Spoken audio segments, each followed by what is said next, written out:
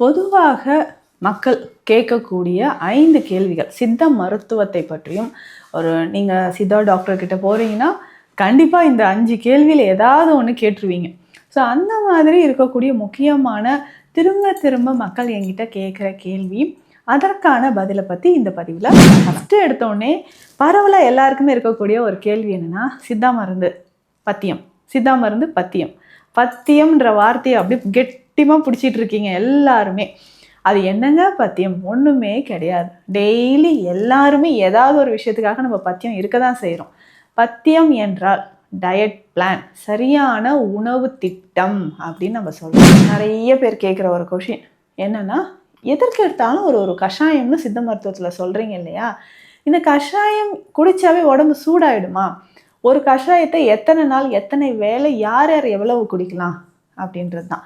ஏன்னா பொதுவாக பலரும் அறிந்து எல்லாருக்கும் தெரிஞ்சது அப்படின்னா, நிலவேம்பு கஷாயம் சொல்கிறோம், கபசுர குடிநீர் என்றாலும் கஷாயம் என்றாலும் ஒன்று தான்.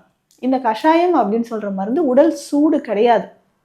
எல்லா மருந்துமே உடல் சூடு கிடையாது. பொதுவாக இதுவும் நிறைய பேருக்கு இருக்குது.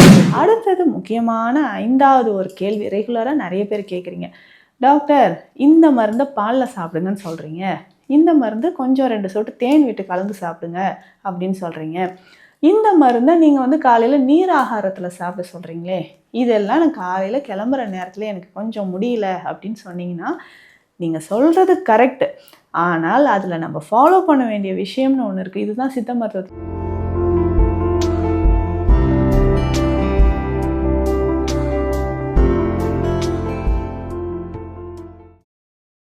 வரம் நேயர்களுக்கு வணக்கம்.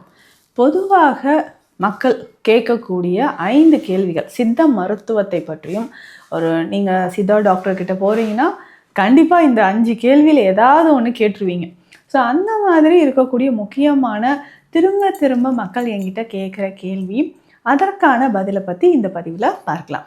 நான் உங்கள் டாக்டர் நித்யா, சித்த மருத்துவர், தீக்ஷாலயம் சித்தா ஹெல்த் கேர், சென்னை. சரிங்க, இந்த சித்த மருத்துவம் அப்படின்னு சொன்னாவே நிறைய பேருக்கு அந்த மருந்து எடுக்கிறதுக்கு ஒரு டவுட் இருக்கும். சித்த மருந்துனா எப்படி இருக்குன்னே தெரியலையே. ஆனால் நிறைய வீடியோஸ்லாம் இப்போ பார்க்குறோம், நிறைய டாக்டர்ஸ் நிறைய ஹெல்த் டிப்ஸ் சொல்கிறாங்க, சித்தா மெடிசன்ஸை பற்றி சொல்கிறாங்க அப்படின்ற ஒரு ஆர்வம் நிறைய பேருக்கு வந்திருக்கு. ஸோ அதை பார்க்கும்போது ரொம்ப சந்தோஷமாக இருக்குது. அதில் முக்கியமாக உங்களுக்கு இருக்கக்கூடிய ஒரு 5 கேள்வியை பற்றி தான் இந்த பதிவில் பார்க்க போகிறோம். ஃபஸ்ட்டு எடுத்தோடனே பரவலாக எல்லாருக்குமே இருக்கக்கூடிய ஒரு கேள்வி என்னென்னா, சித்தா மருந்து பத்தியம், சித்தா மருந்து பத்தியம். பத்தியம்ன்ற வார்த்தையை அப்படி கெட்டிமாக பிடிச்சிட்டு இருக்கீங்க எல்லாருமே. அது என்னங்க பத்தியம்? ஒன்றுமே கிடையாது. டெய்லி எல்லாருமே ஏதாவது ஒரு விஷயத்துக்காக நம்ம பத்தியம் இருக்க தான் செய்கிறோம். பத்தியம் என்றால் டயட் பிளான், சரியான உணவு திட்டம் அப்படின்னு நம்ம சொல்கிறது. சிலர் எனக்கு இந்த உணவு பிடிக்காது, இது சாப்பிட்டா அலர்ஜி ஆகிடும், இது சாப்பிட்டா மூட்டு வலி அதிகமாகும், எனக்கு இது சாப்பிட்டா வயிறு எரிச்சல் ஆகும், இந்த மாதிரி இருக்கும் இல்லைங்களா? இதுவே பத்தியம் தான். அப்போ சித்தா மருந்து எடுத்தாலும் எடுக்கலனாலும் நீங்கள் ஆல்ரெடி பத்தியத்தில் தான் இருக்கீங்க. ஸோ குழந்தைகளுக்கு நம்ம என்ன பண்ணுறோம், இதை சாப்பிடாதம்மா உனக்கு சளி பிடிச்சிரும், சாக்லேட் சாப்பிடாத, ஸ்வீட்ஸ் சாப்பிடாத, சில்லுன்னு எதுவும் கூல்ட்ரிங்க்ஸ் குடிக்காத, இதுவுமே பத்தியம்தான். வயதானவர்கள் நல்ல உருளைக்கிழங்கு சாப்பிட முடியுமா? ஸோ இதுவுமே பத்தியம்தான். ஸோ இந்த மாதிரி இருக்கிறது எல்லாமே உடலுக்கு ஆகாதது பத்தியம் அப்படின்னு சொல்கிறோம். சித்த மருத்துவத்தை பொறுத்த வரைக்கும் 2 வகையான பத்தியம். ஒன்று நோய்க்கான பத்தியம், இன்னொன்று மருந்திற்கான பத்தியம். ஸோ இந்த மருந்தெல்லாம் சாப்பிடும்போது இதை கொஞ்சம் அவாய்ட் பண்ணிக்கோங்க. இல்லைங்க உங்களுக்கு நோய் இருக்கிறது இல்லையா, இந்த உடல் நலம் நீங்கள் சீக்கிரம் பெறணும்னா இந்த உணவுலாம் ஃபாலோ பண்ணிக்கோங்கன்னு நம்ம சொல்கிறோம். அவ்வளோதாங்க வித்தியாசம். பத்தியம்னா ரொம்ப பயந்துட வேண்டாம், உடலுக்கு ஆகாததை நம்ம ஒதுக்கி வைக்க போகிறோம். ஸோ நான் தெளிவாக சொல்லும் போதே நான் சொல்லிவிடுவேன், இதெல்லாம் நீங்கள் சாப்பிடாதீங்கன்னு முகம் லைட்டாக சேஞ்ச் ஆகும், இதெல்லாம் மருந்துக்கு இல்லைங்க. நீங்கள் சித்தா மருந்து எடுத்தாலும் எடுக்கலனாலும் இந்த டயட் ஃபாலோ பண்ணிங்கன்னா சீக்கிரம் க்யூர் ஆகிடலாம். உங்களுக்கு இருக்கக்கூடிய ஹெல்த் இஷ்யூஸ்க்கான ஒரு டயட் பிளான் இப்போ நான் சொல்லியிருக்கேன்னொன்னே, ஓ அப்படியா, சரி, கொஞ்சம் சமாதானம் தெரியும். ஸோ அந்த மாதிரி அந்த பத்தியம் அப்படின்னு சொன்னாலே பயப்பட வேண்டாம், நம்ம ஹெல்த்தியாக இருக்கிறதுக்கான வழிமுறை தான் அது. சரிங்க, அடுத்த 2வது கேள்வி பொதுவாக எல்லாரும் கேட்குறது என்ன தெரியுமா, டாக்டர் எனக்கு இனிப்பாக ஏதாவது இருந்தால் கொடுத்துருங்க, சித்தா மருந்துனாலே கசக்குமாமே, கேள்விப்பட்டிருக்கேன். அது என்னங்க கசப்பு? கசப்பு தாங்க உடலுக்கு நல்லது. எல்லா மருந்தும் நமக்கு கசப்பாக இருக்காது மருந்துகளை பொறுத்த வரைக்கும். சிலர்லாம் கசப்புன்னு தெரிஞ்சும் டெய்லி சாப்பிட்றவங்க இருக்காங்க. எதை சொல்கிறேன்னு உங்களுக்கு தெரியும். அது ஆனால் உடலுக்கு நமக்கு தீங்கு தான் தருது. ஆனால் மருந்தில் கசப்பாக எடுக்கிறது நம்ம உடலுக்கு நல்லது தான் தருது. ஸோ இது நெல்லிக்காயிலே ஒரு பழமொழி சொல்லுவாங்க, முதியோர் சொல்லும் முழு நெல்லிக்காயும் முன்பு கசக்கும் பின்பு இனிக்கும் அப்படின்ட்டு. அதே தான் மருந்தை பொறுத்த வரைக்கும் அதுதான். கசப்பாக இருக்கா, உடலுக்கு அது நல்லது. இப்போ நல்லது தரக்கூடிய விஷயங்கள், அதுவும் பெரியவங்களா இருப்பாங்க, அவங்க சொல்லுவாங்க, குழந்தைகள் கூட கசப்பாக இருந்தால் குடிச்சிடுறாங்கங்க இந்த காலகட்டத்தில். பெரியவங்க நிறைய பேர் மருந்து எழுதும் போதே எனக்கு சொல்லிடுறாங்க, மேம் கசப்பாக இருந்தாலும் வேணாம், எனக்கு பிடிக்காது, கொஞ்சம் அப்படி ஈஸியாக சாப்பிட்ற மாதிரி கசப்பு இல்லாமல் கொடுத்துருங்க. அந்த மாதிரி ஒரு எண்ணம் இருந்தால் தயவு செய்து விட்டுருங்க. கசப்பான மருந்துகள் நமக்கு ரொம்ப நல்லது. கசப்பும் துவர்ப்பும் என்றைக்கு நம்ம மறந்தோமோ அப்போ தான் நமக்கு ஒரு நோயாக வரிசை கட்டி நம்ம உடலுக்குள்ளே வர ஆரம்பிச்சிடுச்சு. சித்த மருத்துவத்தில் எல்லாமே கசப்புலாம் கிடையாது. இனிப்பான மருந்துகள் இருக்குது, மணப்பாகு வகைகள் இருக்குது, லேகிய வகைகள் இருக்குது, சூரண வகைகள் இருக்குது, நிறைய மருந்துகள் இருக்குது. ஸோ ஒவ்வொரு மூலிகை தன்மையும் பொறுத்தும் நம்ம உடலில் இருக்கக்கூடிய நோய் தன்மை பொறுத்தும் இது மாறுபடுது அப்படின்னு சொல்லலாம். அதனால் பயப்பட வேண்டாம். இனிப்பான மருந்துகளும் நிறைய இருக்குது. அடுத்து 3வது கொஷின், நிறைய பேர் கேட்குற ஒரு கொஷின் என்னென்னா, எதற்கு எடுத்தாலும் ஒரு கஷாயம்னு சித்த மருத்துவத்தில் சொல்கிறீங்க இல்லையா, இந்த கஷாயம் குடித்தாவே உடம்பு சூடாயிடுமா? ஒரு கஷாயத்தை எத்தனை நாள், எத்தனை வேளை, யார் யார் எவ்வளவு குடிக்கலாம் அப்படின்றது தான். ஏன்னா பொதுவாக பலரும் அறிந்து எல்லாருக்கும் தெரிஞ்சது அப்படின்னா நிலவேம்பு கஷாயம் சொல்கிறோம், கபசுர குடிநீர் என்றாலும் கஷாயம் என்றாலும் ஒன்று தான். இந்த கஷாயம் அப்படின்னு சொல்கிற மருந்து உடல் சூடு கிடையாது. எல்லா மருந்துமே உடல் சூடு கிடையாது. பொதுவாக இதுவும் நிறைய பேருக்கு இருக்கிற ஒரு கேள்வி, சித்தா மருந்து சாப்பிட்டாலே உடல் சூடாயிடும். அப்படி கிடையாது. நீங்கள் சித்த மருத்துவரை பார்க்கும்போது உங்கள் உடல்வாகுக்கு ஏற்ற மாதிரி தான் மூலிகைகளை தேர்வு செய்து கொடுப்பார்கள். ஸோ நாடி பார்த்துட்டு, ஸோ நாடி உங்களுக்கு உடல் உஷ்ணமாக இருக்கா இல்லை பேலன்ஸ்டாக இருக்கா, எந்த மாதிரியான உணவு நீங்கள் சாப்பிட்றீங்க, உடல் வாகு எப்படி இருக்குது, அதற்கு ஏற்ற மாதிரி தான் மருந்துகள் கொடுப்போம். சித்த மருந்துகள் எடுக்கிறதுனால உங்களுக்கு எல்லாமே உடல் சூடு அப்படின்றது கிடையாது. அப்போ கஷாயம் குடிக்கும்போது நம்மளுடைய உடல் தன்மை, நோய் நிலை, அதை பொறுத்து ஒவ்வொரு கஷாயமாக நம்ம செலக்ட் பண்ணி குடிச்சிக்கலாம். எந்த ஒரு கஷாயம் நீங்கள் எடுத்திங்கனாலும் காய்ச்சி 3 மணி நேரத்துக்குள்ளே குடிச்சிடலாம்.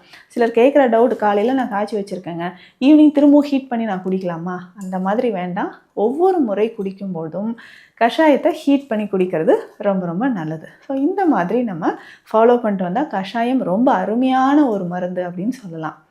அடுத்து 4வது முக்கியமான ஒரு கேள்வி என்ன, டாக்டர் சித்தா மெடிசன் சாப்பிட்டா வேறு ஏதாவது சைடு எஃபெக்ட்ஸ் வருமா? அது கேட்கும்போது கொஞ்சம் யோசிச்சுக்கோங்க, தப்பாக சொல்லலை. என்னென்னா, ஆல்ரெடி நமக்கு லிவர் ப்ராப்ளம் இருக்கும், கிட்னி CKD ஸ்டேஜ் 5, சரிங்களா, ஹார்ட் ப்ராப்ளம் இருக்குது, ஸோ ஸ்கின் டிசீஸ் க்ரானிக்காக 10-15 வருஷமாக இருக்குது. அதே மாதிரி சுகரும் 10 வருடம் 30 வருடங்களாக இருக்கிறவங்களும் நம்மக்கிட்ட ட்ரீட்மெண்ட் எடுக்க வரும்போது இந்த சித்தா மெடிசன் சாப்பிட்டா சைடு எஃபெக்ட் வருமா? இவ்வளோ நாளாக இவ்வளோ உடல் நலத்தை நல்லா கெடுத்து வச்சுட்டு, இவ்வளோ நோயை வச்சுக்கிட்டு, அதை க்யூர் பண்ணக்கூடிய சித்தா மெடிசனை பார்த்து இப்படி கேட்குறீங்களே. ஸோ அதுதான் கொஞ்சம் வருத்தம். பட் என்னென்னா, அதற்கான தெளிவை இப்போ நான் கொடுக்குறேன். சித்தா மெடிசனால் உங்களுக்கு சைடு எஃபெக்ட் வராது, எந்த மருந்துனாலையும் சைடு எஃபெக்ட் வராது. மருத்துவர் அறிவுரைப்படி குறிப்பிட்ட நாளளவு, குறிப்பிட்ட அளவு, எல்லா மருத்துவர்களும் சொல்கிற மாதிரியான உணவு முறையும் லைஃப் ஸ்டைலும் மருந்தும் நம்ம ஃபாலோ பண்ணோம்னா எந்த மருந்துனாலும் நமக்கு பக்க விளைவுகள் வராது. முக்கியமாக சித்த மருந்துகள் எடுக்கும்பொழுது மருத்துவர்கள் நீங்கள் சொல்லக்கூடிய உணவு முறையை கரெக்டாக ஃபாலோ பண்ணுங்கள். இத்தனை நாள் அளவு சாப்பிடுங்க, சரியாயிடும் அப்படின்னு நாங்கள் கரெக்டாக சொல்கிறத நீங்கள் ரெகுலராக ஃபாலோ பண்ணிக்கிட்டே வந்தீங்கன்னா உடலில் நமக்கு பக்க விளைவுகள் வராது. செல்ஃபாக நீங்கள் ஒரு மூலிகை எடுக்கிறீங்கனாலும் நீங்கள் டாக்டர்கிட்ட கன்சல்ட் பண்ணிவிட்டு எடுங்க. இப்போது தொடர்ந்து நம்ம கருஞ்சீரகம் சாப்பிட்டுட்டு இருக்கிறோங்க, உடல் சூடு ஏற்பட வாய்ப்பு இருக்குது. தொடர்ந்து கற்றாழை சாறு குடிக்கிறேங்க, உடல் குளிர்ச்சித்தன்மை அடையவும் வாய்ப்பு இருக்குது. சில மூலிகைகள் ஒவ்வொரு உடல் தேகத்திற்கும், வாதம், பித்தம், கபம், இதை அடிப்படையாக வைத்து யார் யார் எந்த நாளளவு எந்த நோய்க்கு எந்த மூலிகையை எவ்வளவு சாப்பிட்ணும் அப்படின்றது இருக்குது. ஸோ அதற்கு ஏற்ற மாதிரி நீங்கள் மருந்துகள் எடுத்திங்கன்னா சித்த மருத்துவம் மாதிரி, சித்த மருந்துகள் மாதிரி இதில் இருக்கக்கூடிய மூலிகைகள், ஸோ இந்த மாதிரி ஒரு அமிர்தத்துக்கு ஒப்பான ஒரு விஷயம் கிடையாது அப்படின்னே சொல்லலாம். ஏன்னா இது சித்தர்கள் நம் மனிதர்களுக்கு நேரடியாக கொடுத்த ஒரு வரப்பிரசாதம். அதை சரியான முறையில் நம்ம பயன்படுத்திக்கிட்டோம்னா இதனால் பக்க விளைவுகள் வராது. ஸோ அதுக்கு ஏற்ற மாதிரி நம்ம சரியான வழிமுறைகளை ஃபாலோ பண்ணணும். ஸோ அதுதான் நம்ம சொல்கிறது. அப்போ தான் இந்த டயட் கொஞ்சம் ரெகுலராக ஃபாலோ பண்ணிக்கோங்க அப்படின்னு நம்ம சொல்கிற ஒரு விஷயம். அடுத்தது முக்கியமான 5வது ஒரு கேள்வி ரெகுலராக நிறைய பேர் கேட்குறீங்க, டாக்டர் இந்த மருந்தை பாலில் சாப்பிடுங்கன்னு சொல்கிறீங்க, இந்த மருந்து கொஞ்சம் 2 சொட்டு தேன் விட்டு கலந்து சாப்பிடுங்க அப்படின்னு சொல்கிறீங்க, இந்த மருந்தை நீங்கள் வந்து காலையில் நீர் ஆகாரத்தில் சாப்பிட சொல்கிறீங்களே, இதெல்லாம் நான் காலையில் கிளம்புற நேரத்தில் எனக்கு கொஞ்சம் முடியல அப்படின்னு சொன்னீங்கன்னா, நீங்கள் சொல்கிறது கரெக்டு. ஆனால் அதில் நம்ம ஃபாலோ பண்ண வேண்டிய விஷயம்னு ஒன்று இருக்குது. இதுதான் சித்த மருத்துவத்தில் அனுபானம் அப்படின்னு சொல்லுவோம். உணவே மருந்து அப்படின்ற மாதிரி எந்த மருந்தை எதனோட சேர்த்து நம்ம சாப்பிட்றோமோ, அனுபானத்தோடு சேர்த்து சாப்பிட்றோமோ, இட்ஸ் எ வெஹிக்கல் அப்படின்னு சொல்லலாம். எந்த இடத்திற்கு அது கொண்டு போய் சேர்க்கக்கூடியது. இப்போ நெய்யோடலாம் சேர்த்து சாப்பிட்டோம்னா ஒவ்வொரு செல்களுக்குள்ளேயும் அந்த மருந்தோட தன்மை போய் சேர ஆரம்பிக்கும். ஸோ அந்த மாதிரி தான் இந்த மருந்தை இந்த துணை பொருளோடு இந்த அனுபானத்தோடு சேர்த்து சாப்பிட்டிங்கன்னா நல்ல பலன் கிடைக்கும் அப்படின்னு சொல்லியிருக்காங்க. ஸோ அந்த முடிந்த அளவு அந்த மாதிரி ட்ரை பண்ணுங்கள். முடியாத பட்சத்தில் நம்ம வந்து ஃபாஸ்ட்டாக நம்ம கிளம்பிட்டுருக்கோம் இல்லைங்க, காலையில் நான் ரொம்ப ஹரிவரியாக போகிறேன், இந்த நேரத்தில் முடியல அப்படின்னும் போது அதற்கேற்ற மாதிரி மாத்திரைகளாகவோ ஈஸியாக சாப்பிட்றதுக்கு நீரில் கலந்து சாப்பிட்ற மாதிரி சூர்ணமாகவோ சித்த மருத்துவத்தில் இருக்குது. அதற்கேற்ற மாதிரியும் நம்ம எடுத்துக்கலாம். ஸோ உயிர் காக்கும் மருத்துவம் அப்படின்னு சொன்னால் சித்த மருத்துவம். ஸோ இதில் இன்னும் நிறைய விஷயங்கள் இருக்குது. கற்ப முறைகளில் இருந்து நம்ம சாப்பிடக்கூடிய உணவு முறைகள், பிணியணுகா விதி, ஒவ்வொரு சித்தர்களும் சொன்ன அருமையான மூலிகை மருந்துகள், ஸோ இது எல்லாமே இருக்குது. நிறைய விஷயங்களை நம்ம அடுத்தடுத்த பதிவுகளில் பார்க்க போகிறோம். ஸோ இந்த மாதிரி பயனுள்ள தகவல்களுக்கு நம்ம பேஜை ஃபாலோ பண்ணுங்கள். மீண்டும் அடுத்த பதிவில் சந்திக்கலாம். நன்றி.